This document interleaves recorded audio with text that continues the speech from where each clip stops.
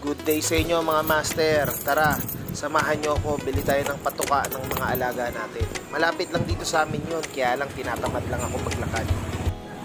Dito ako bumibili, pati pagkain ng aso tsaka pusa meron dito.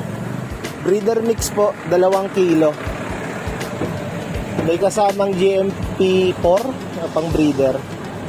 Saka flyer na 2 kilo din. Tahan na natin yung mga alaga ko mga master. Malamang gutom na yun kasi kanina umaga pa sila kumain. Ito nga pala yung update sa mga breeder natin mga master. May itlog na sila. Kaya lang nagtataka ako dito ba't ayaw niyang limliman. Ito pinapagulong-gulong pa yung itlog. Paano kaya yun? Ito wala pa. Wala pa silang itlog mga master. Ito naman yung mga flyers natin. Tignan nyo. Malamang gutom na to.